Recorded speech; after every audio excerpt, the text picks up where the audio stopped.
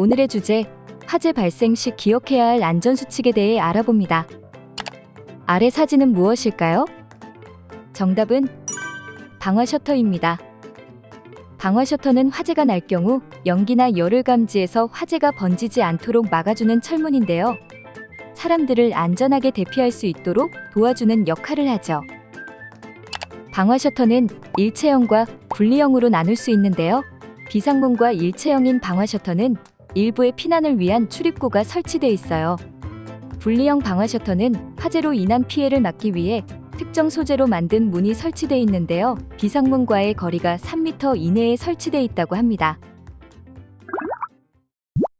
갑자기 발생한 화재, 방화 셔터가 내려오는 걸 확인했다면 대피 방법은 어떻게 하면 될까요? 우리 학교에 일체형 방화 셔터가 있다. 그렇다면 비상문을 밀어 대피하면 됩니다. 아니야, 우린 분리형인데. 근처 비상문 위치를 알고 있는 상태에서 셔터가 내려오는 것을 봤다면 분리형 비상문으로 대피해야 합니다. 뭐가 뭔지 모르겠어. 셔터의 구분이 어려운 경우 셔터를 발로 차거나 몸으로 밀어서 열리는 곳이 있는지 확인하고, 열리지 않는다면 셔터 3m 이내에 있는 비상문을 찾아서 대피해야 합니다. 이렇게 대피를 하고 난 후 화재 확산 방지를 위해 다시 문을 꼭 닫아야 합니다. 아참, 방화 셔터나 방화문을 열기 전에 손잡이 등에 손을 대어본 후 뜨겁지 않은지 확인하고 비상구로 대피해야 합니다. 다음은 화재로 인한 실제 사고 사례를 알아보겠습니다.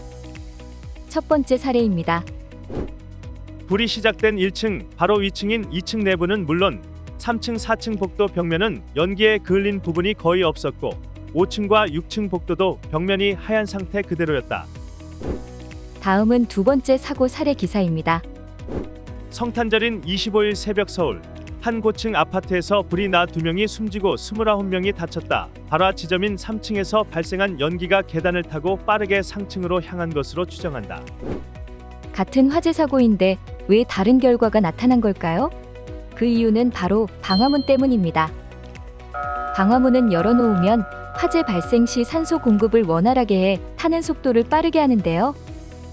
건축물의 피난 방화 구조 등의 기준에 관한 규칙에 따르면 방화문은 언제나 닫힌 상태를 유지하거나 화재로 인한 연기, 불꽃 또는 온도를 감지해 자동으로 닫히는 구조로 설치하게 돼 있으나 방화문의 규정과 용도를 모르고 불편하다는 이유로 통행을 위해 열어놓거나 벽돌 또는 말굽을 받쳐도 기능을 유명무실하게 만드는 경우가 빈번하게 일어나고 있습니다. 이번 시간에는 소방안전 포스터를 보고 유추해보는 시간을 갖도록 하겠습니다. 여기 소방안전 포스터 5개가 있습니다. 이 포스터는 무엇과 관련된 포스터일까요? 여기엔 공통점이 있습니다. 어떤 공통점이 있을까요?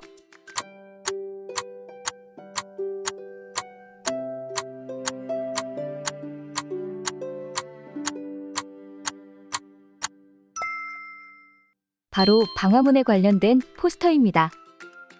그렇다면 하나씩 알아볼까요? 첫 번째 포스터, 문을 택배 상자로 보이는 물건들이 막고 있네요. 이 포스터는 우리 집 안전을 막지 마세요 라는 뜻을 지니고 있습니다. 방화문 앞에 자전거나 택배 등 물건을 두어서 막는 경우가 있기 때문에 이를 예방하고자 만든 포스터입니다. 열려 있으면 낭패, 닫혀 있어야 방패.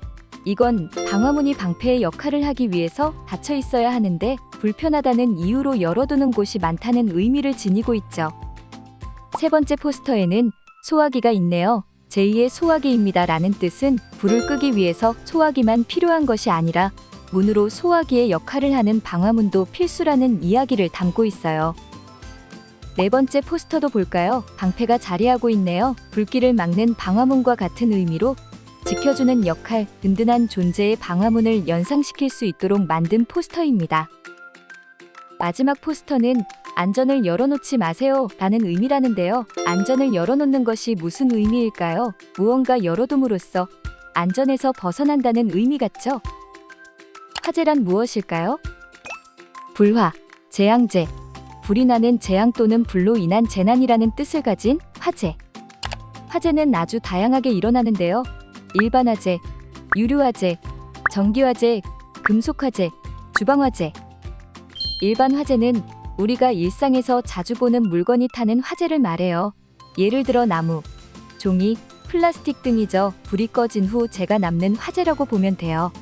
다음은 유류화재, 휘발유나 알코올 같은 액체가 타는 화재를 말해요. 유류화재는 일반 화재와 달리 다 타면 아무것도 남지 않는 것이 특징이죠. 다음은 전기화재인데요. 전기기구나 전선에 전기가 연결된 상태에서 나는 화재를 말해요. 과열이나 누전으로 인해 발생하는데요. 여기서 가장 중요한 건 전기가 연결된 상태인데 물을 쓰면 감전의 위험까지 있으니 절대 조심해야 해요. 다음은 금속화재예요. 좀 생소하죠? 마그네슘, 리튬 같은 특별한 금속이 타는 화재예요. 보통 실험을 할 때 많이 발생하죠.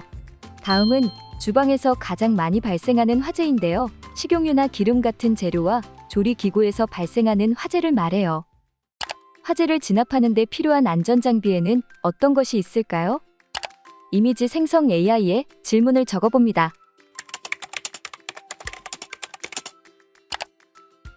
화재 진압을 위해 필요한 안전 장비들이야. 어때? 정말 많지? 역시 불이 빠르게 번지지 않도록 돕는 소화기가 가장 많이 보이는데요. 그런데 이 소화기 종류가 아주 다양하다는데 이유가 뭘까요?